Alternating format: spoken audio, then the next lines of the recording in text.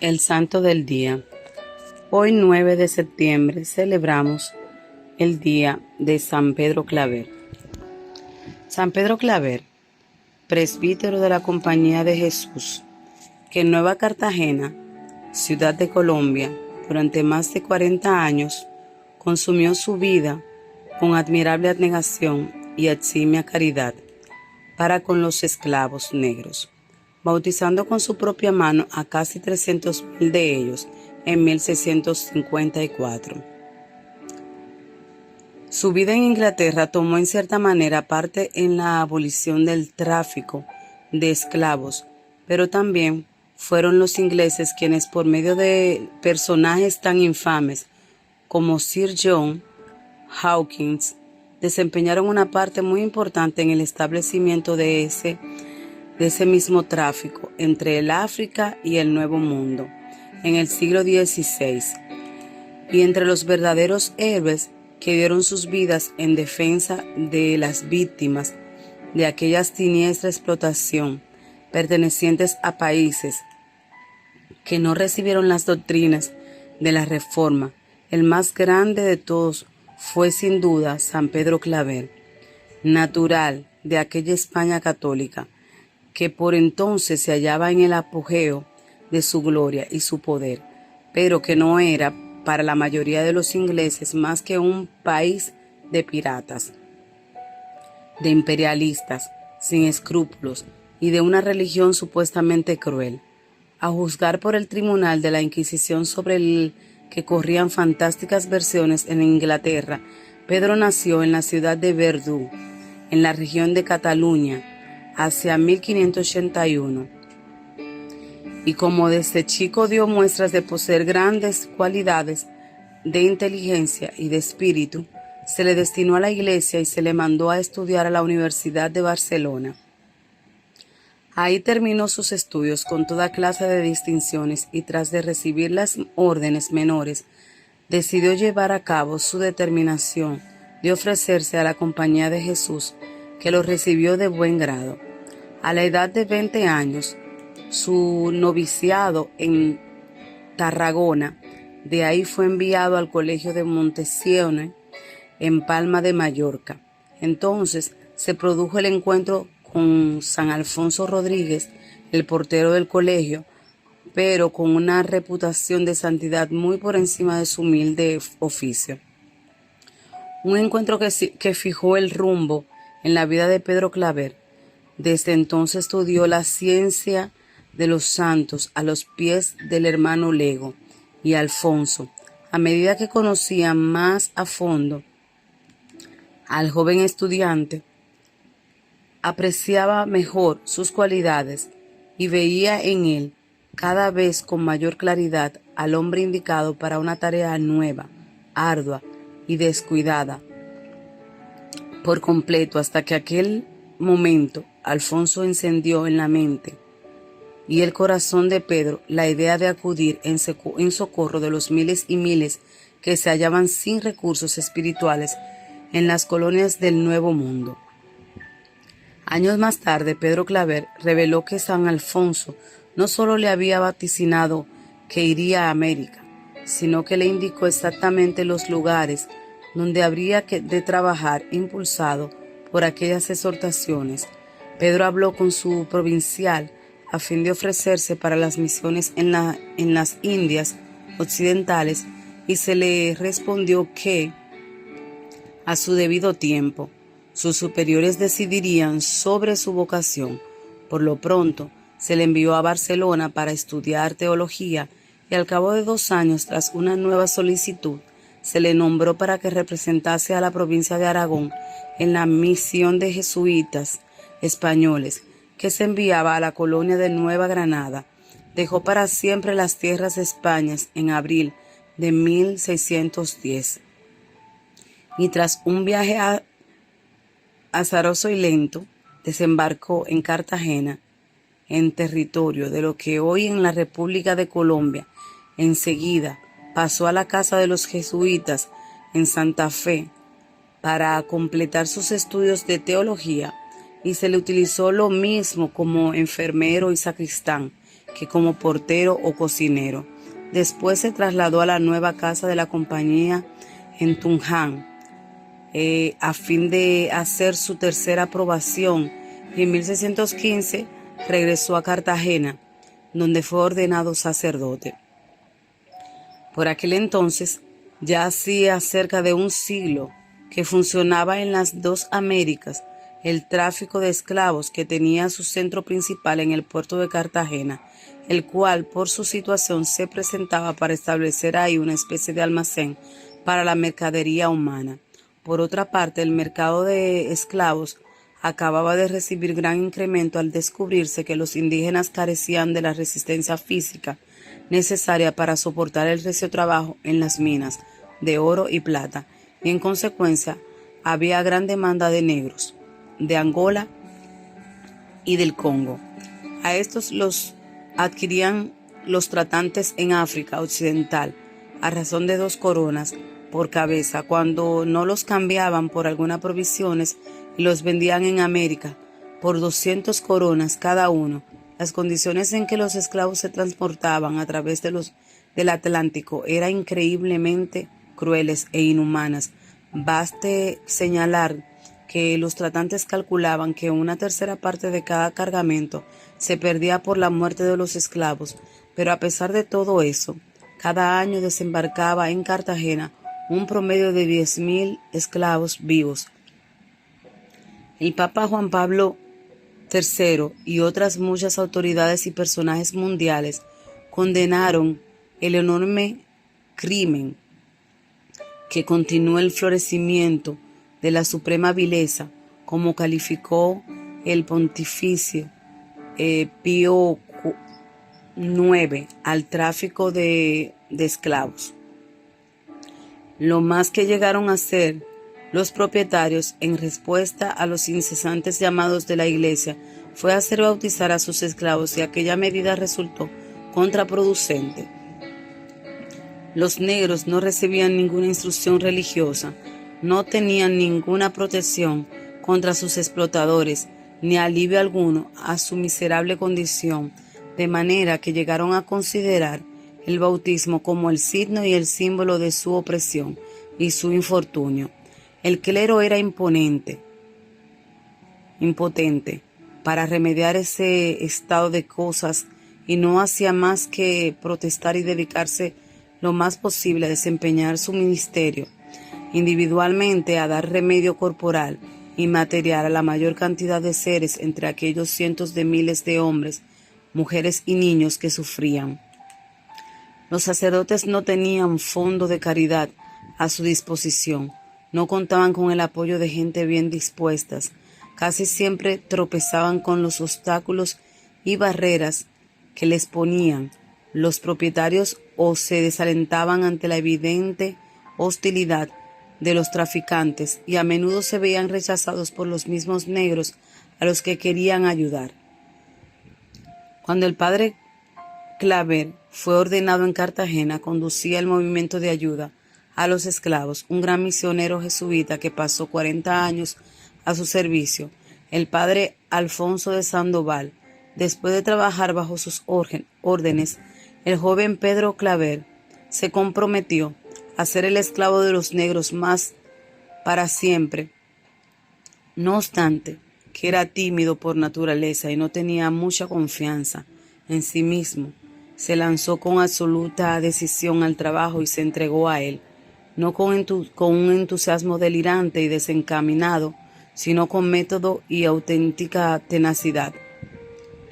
Se procuró numerosos ayudantes voluntarios o por paga, y tan pronto como un barco cargado de esclavos entraba en el puerto, acudía Pedro Claver a esperarlo en los valles, los muelles.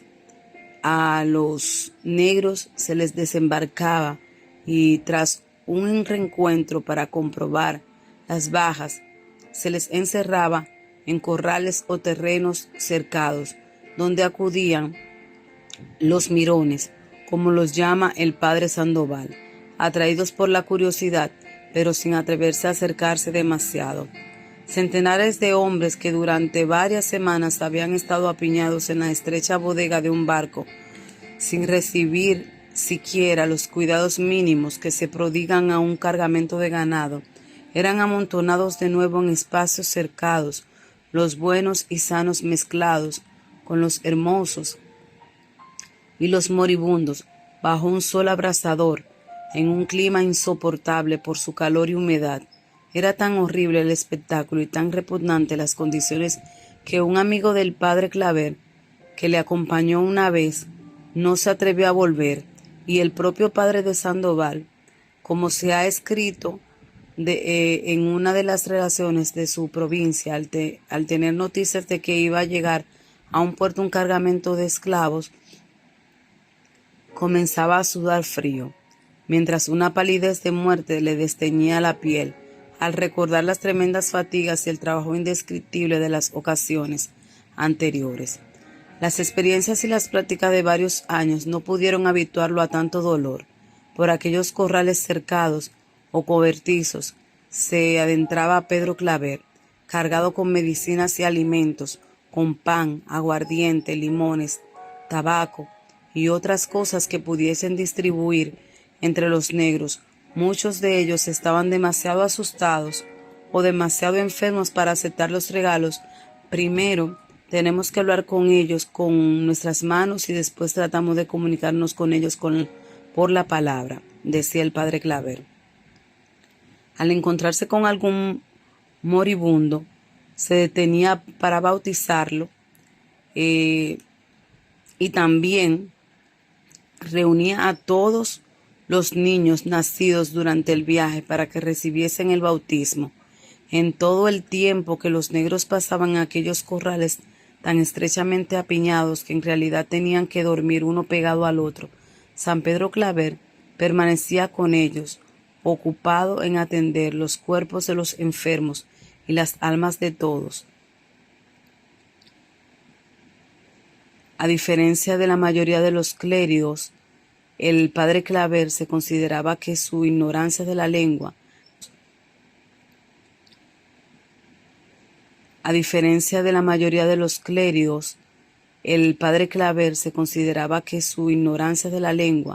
la eximiría de la obligación de instruirlos en las verdades de la religión, las reglas de la moral y las palabras de Cristo que llevaban a sus espíritus el consuelo indispensable para sus comunicaciones. El padre contaba con 7 intérpretes, uno de los cuales hablaba 4 dialectos africanos, y con su ayuda instruía a los esclavos y los preparaba para el bautismo, en grupos e individualmente. Eran seres muy atrasados y lentos para comprender, decía el padre Claver, y agregaba que él mismo tenía dificultades insuperables para aprender la lengua y darse a entender. Por eso recurría a las estampas e imágenes de nuestro Señor en la cruz, o bien unas ingenuas ilustraciones que presentaban a los papas, príncipes y otros grandes personajes mancos que observaban regocijados cómo se bautizaba a un negro, pero sobre todo trataba de infundir en ellos cierto grado de respeto propio de dignidad, para darles por lo menos una idea de valor altísimo que tiene un ser humano redimido por la sangre de Cristo. Aun cuando fuera despreciado y explotados como esclavos, asimismo para despertar en ellas el dolor y el arrepentimiento por sus culpas y sus vicios, le mostraba una espantable representación del infierno que esgrimía con gesto amenazador como una advertencia. Después, dándose a entender como podía, les aseguraba que les amaba mucho más de lo que ellos pudieran pensar y que el amor de Dios no debía ser ultrajado por la práctica del mal, por el odio y por la sensualidad. Era necesario tomar a cada uno en particular y repetirle hasta el cansancio la más simple de las enseñanzas, como la de hacer el signo de la cruz o aprender las palabras de la breve oración que todos debían saber. Jesucristo, Hijo de Dios, Tú serás mi padre y mi madre, y todo mi bien. Yo te amo. Me duele haber pecado contra ti. Señor, te quiero mucho, mucho, mucho. Las dificultades con que tropezaban para enseñar quedan demostradas por el hecho de que en los bautismos colectivos y a cada grupo de 10 catecúmenos se les daba el mismo nombre para que lo recordaran. Se calcula que en 40 años San Pedro Claver instruyó y bautizó de esta manera a más de 300.000 esclavos. Cuando había tiempo y ocasión, les enseñaba también con grandes trabajos lo que significaba el sacramento de la penitencia y la manera de practicarlo. Se afirma que en un año oyó las confesiones de unos 5.000 negros infatigables. Se esforzaba por convencerlos de que debían evitar las ocasiones de pecado y con el mismo empeño insistía antes los propietarios para que se preocuparan por el alma de sus esclavos. El sacerdote llegó a ser la representación de la fuerza moral en Cartagena. Y se cuenta la historia de un negro que consiguió librarse del asedio de una mujer liviana en las calles de la ciudad tan solo con decirle: cuidado, allá viene el padre Claver. Cuando por fin a los esclavos se les reunía para enviarlos a las minas y en las plantaciones, San Pedro se desvivía por infundirles sus recomendaciones y consejos, puesto que les sería muy difícil volver a verlos. Tenía una confianza absoluta de que Dios velaría por ellos y, a diferencia de algunos reformadores sociales de tiempos posteriores, no pensaban que ni aun el más brutal de los propietarios de esclavos fuese un bárbaro despreciable al que no podía llegar la misericordia de Dios. También los dueños de plantaciones, los encomenderos y los hacendados tenían almas iguales a las de los negros. Por eso San Pedro apelaba a las almas de los señores del lugar para que administraran justicia física y espiritual.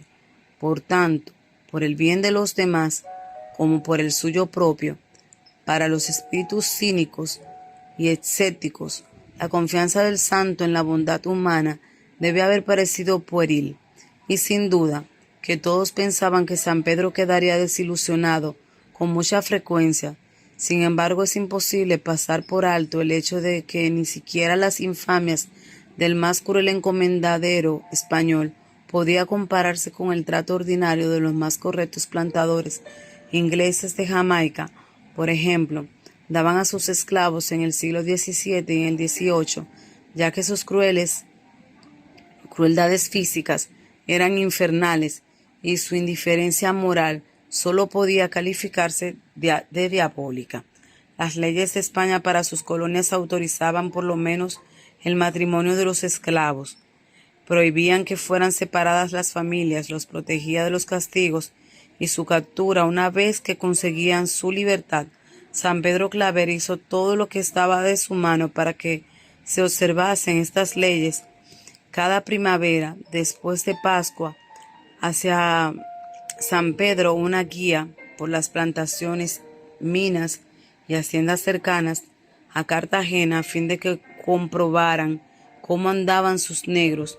No siempre era bien recibido. Los dueños se quejaban de que hacía perder el tiempo a los esclavos con sus sermones, oraciones y cánticos. Las damas afirmaban que durante una larga temporada, después de que los negros asistían en tropel a la iglesia durante las visitas del sacerdote, era materialmente imposible entrar al templo, y si acaso los siervos se demandaban un poco, se les echaba la culpa al padre Claver. ¿Qué clase de hombre soy si no puedo hacer un poco de bien sin causar una gran confusión? Solía preguntarse a sí mismo, pero no, por eso se desalentaba y no cesó de sus tareas, ni aun cuando las autoridades eclesiásticas prestaron oídos a las quejas de sus enemigos. La mayoría de las historias en la relación con el heroísmo o los poderes milagrosos de San Pedro Claver se refieren a los cuidados solícitos que tenía para con los negros cuando estaban enfermos, pero aún encontraban tiempo para ocuparse de otros que sufrieran aparte de los esclavos. En Cartagena habían 2 hospitales, Uno, el de San Sebastián, atendido por los hermanos de San Juan de Dios, que se ocupaba de todos los casos en general. El otro, el de San Lázaro, estaba destinado a los leprosos, los atacados por las enfermedades contagiosas y los que padecían el mal llamado fuego de San Antonio. San Pedro visitaba indefectiblemente los dos hospitales cada semana, aliviaba las necesidades materiales de los pacientes y administraba tan efectivos consuelos espirituales que muchos criminales y pecadores empedernidos se arrepintieron e hicieron penitencia después de hablar con él. También ejerció su apostolado entre los mercaderes y marineros protestantes e incluso logró con la conversión de un dignatario anglicano que dijo ser archidiácono de Londres y a quien conoció cuando visitaba a los presos de guerra en un barco anclado en la bahía.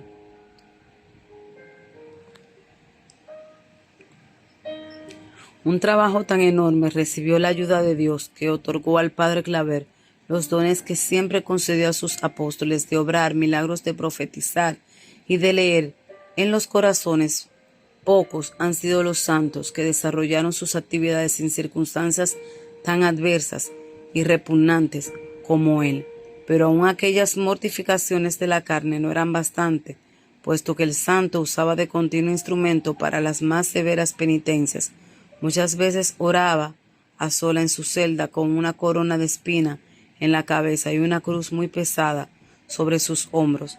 Evitaba los más inocentes regalos para sus sentidos, no fuera que esto lo desviara del sendero de sacrificio que había elegido. Por eso jamás usó para sí mismo de la indulgencia y la bondad que usaba para con los demás. Cierta vez, en que alababa su celo apostólico, replicó: así tiene que ser, y no hay nada de extraordinario en ello. Es el resultado de mi temperamento entusiasta e impetuoso. Si no fuera por este trabajo, yo sería una insoportable molestia para mí mismo y para los demás, y para que nadie alabara su aparente falta de sensibilidad al tratar las enfermedades más repugnantes, decía: si el ser un santo consiste en no tener olfato, en tener un estómago a toda prueba, puede ser que yo sea un santo. En el año 1650, San Pedro Claver viajó a lo largo de la costa para predicar entre los negros, pero apenas iniciado el viaje, una enfermedad atacó su cuerpo débil y agotado y tuvo que regresar a la residencia de Cartagena. Poco tiempo después estalló en la ciudad una violenta epidemia de viruela y una de las primeras víctimas entre los padres jesuitas fue el santo misionero que obtuvo al borde del sepulcro, pero después de recibir los últimos sacramentos volvió a la vida, aunque quedó deshecho durante el resto de su existencia. Los dolores no le abandonaron ni un instante.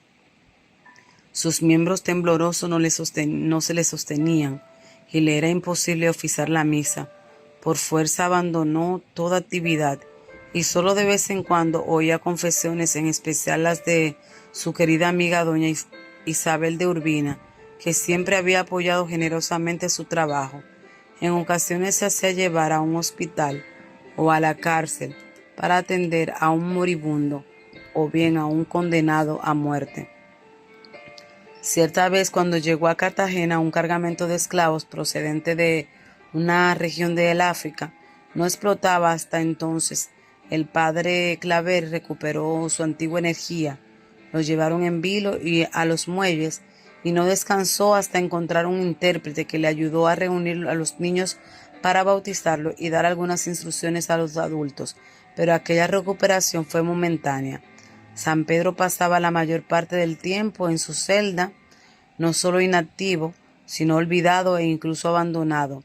Se había reducido mucho el número de los jesuitas en la casa de Cartagena, y los pocos que quedaban tenían todo su tiempo ocupado en los múltiples deberes de su misión, aumentados por la persistencia de la epidemia, pero aún así es inexplicable la indiferencia que demostraron hacia el santo. doña Isabel y su hermana permanecieron fieles a su amistad y eran las únicas que lo visitaban, junto con su antiguo ayudante, el hermano Nicolás González. Fuera de estos tres, San Pedro Claver no veía a nadie más que a un joven negro que le atendía, pero que era impaciente y brusco y que a menudo dejaba al viejo sacerdote durante días enteros sin la menor atención. Una vez, las autoridades recordaron que aún existía porque surgieron quejas de que el padre Claver había caído en la costumbre de rebautizar a los negros naturalmente, que el santo nunca había hecho semejante cosa excepto condicionalmente en caso de duda, pero de todas maneras se le prohibió bautizar en lo futuro. Me arrepiento, escribió una vez, de no haber imitado siempre el ejemplo del asno. Cuando se habla mal de él y se le insulta, se hace el sordo.